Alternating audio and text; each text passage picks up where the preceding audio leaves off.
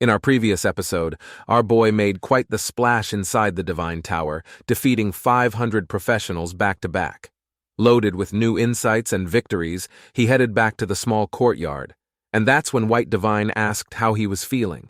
Lin responds that he's feeling better than ever, not just stronger, but like his entire view of the world has shifted. He suggests that if he could apply all these new combat methods to his skellies, maybe even they could evolve into something greater. White Divine acknowledges his progress and remarks that with Lin's current momentum and preparation, reaching the level like himself and Crazy Yan was within reach. However, he warns it's not enough to reach the Supreme Divine level just yet. Lin nods seriously, quietly declaring that he will try even harder. Seizing the rare break, Lin decides to visit some old friends.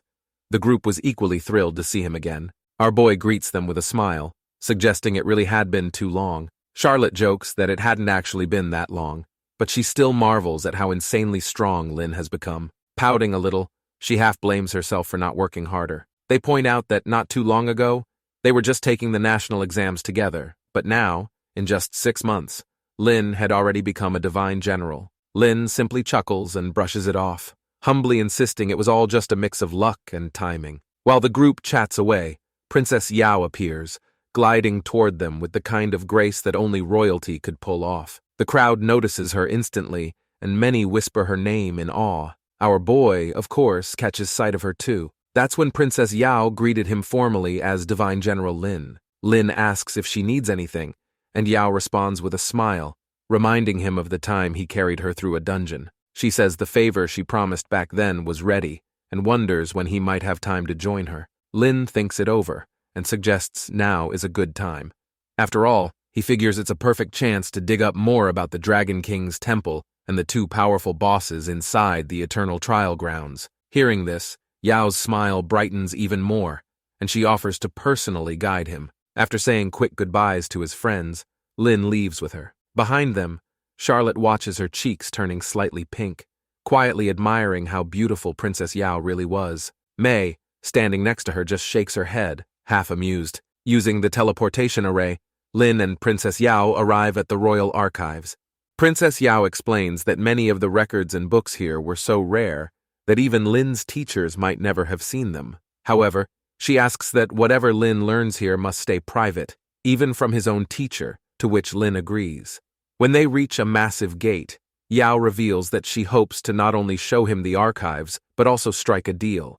Lin didn't agree right away and simply asked her to explain what exactly she had in mind. Yao reveals that the royal family actually had a level 45 dungeon under their control, though it only came with 2 difficulties, and she suggests our boy could help them upgrade it. Lin thinks it over, and remarks if it really was a level 45 dungeon, then it might actually be worth a shot. After a moment, he agrees. Yao lights up at his answer, happily declaring that Lin could name any conditions he wanted. Then, turning around, she calls out to someone she addresses as Grandpa Li, asking him to open the gates. The massive palace doors slowly creak open, and immediately, a strong surge of energy washes over them. Lin doesn't waste time overthinking it, and he follows Yao inside. Once the heavy doors close behind them, Lin finally gets a good look at what's inside. To his surprise, it turns out to be a lightning elemental dungeon, something he never expected to find tucked away in the hands of the royal family. Calmly, he lays out his terms, saying if he manages to upgrade the dungeon, he wants exclusive access to run it a few more times, and no one else could enter until he's done. Yao, a little surprised at how simple the request was, quickly agrees without a second thought. But before anything else could happen, a loud voice cuts through the air, refusing the request.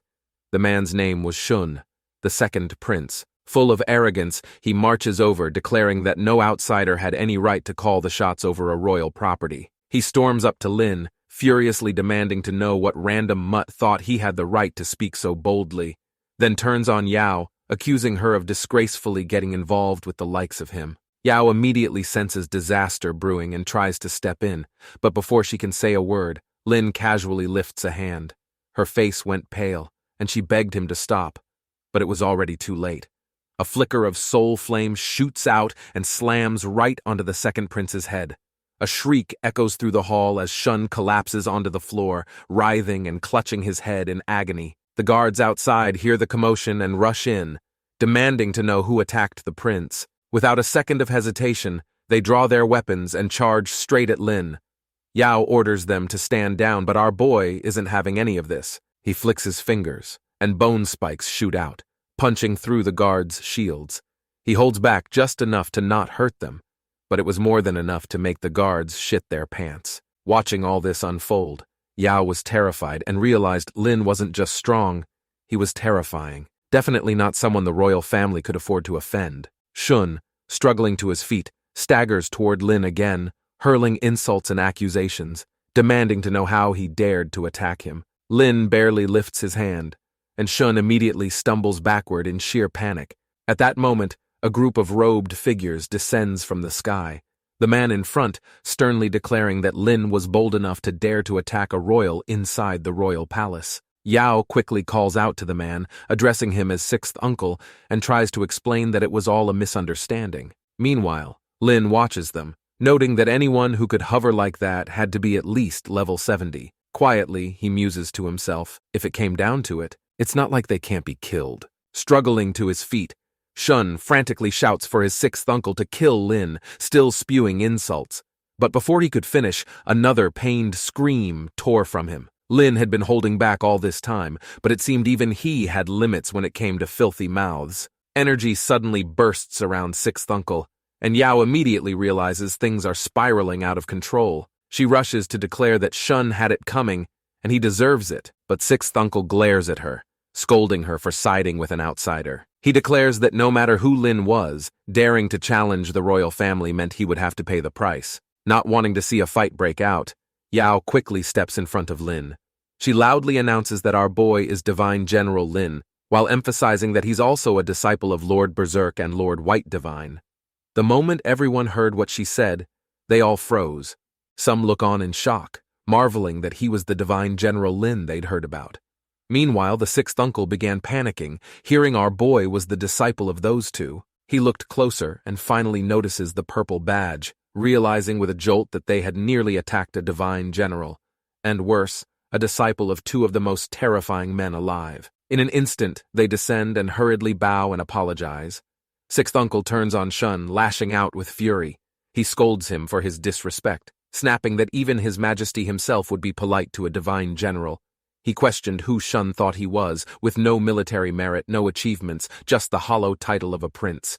He asks sharply who had given Shun the guts to insult a divine general. Shun still sat on the ground, trembling, unable to even defend himself. Yao, fed up with her brother's stupidity, shoots him a cold glance before quickly switching gears, smiling at Lin, and apologizing sweetly, hoping he wouldn't take the incident to heart. Lin simply nods, and asks whether she still agrees to their earlier conditions. Yao immediately promises that no one will disturb him while he works in the dungeon. Satisfied, Lin gives another slight nod before striding toward the dungeon entrance, choosing nightmare difficulty before casting skeletal armor over himself and stepping inside. As the scene shifts, several bolts of lightning crash down around him. Lin quickly realizes, based on the intel Yao had provided earlier, that every bolt was actually an attack from lightning element monsters. Some were thunder sprites and others were sphere-shaped lightning. Drawing from his past experience with dungeon upgrades, Lin knew he would have to eliminate a massive number of monsters quickly and find the boss room within a certain time limit. He figures the royal family had likely tried before but didn't have the speed or efficiency he did. Without wasting a second, his trusty skellies burst from the ground. Scanning the battlefield with his detection skills, Lin noticed some creatures were immune to physical attacks. However, that's not much of a problem. With that, he pulls out his scythe and summons the Insect King, who has a special trait that allows him to ignore physical immunity. He points forward, giving a simple order which was to crush everything in sight. The Insect King charges out with terrifying force, while ranged skellies unleash a deadly barrage, wiping out wave after wave of enemies. With the situation under control, Lin decides to leave the place to his skellies and moves deeper into the dungeon to explore. 10 minutes later, he arrives at a fork in the path. Yao had warned him earlier that the monsters guarding these splits were far stronger, adding that most teams had usually fallen apart here. Lin quickly understands why, because in a standard party of 6, this would mean each member would have to clear a path alone, and their speed wasn't nearly enough to beat the clock. But for our boy, this setup couldn't have been better. Without hesitation, he splits his skeletons into groups, sending them down each branching path. 10 minutes later, just as he expected, his skellies had managed to clean out the monsters across all routes. Feeling confident, Lin figures the dungeon upgrade should be kicking in any second. Right on cue, the ground begins to tremble.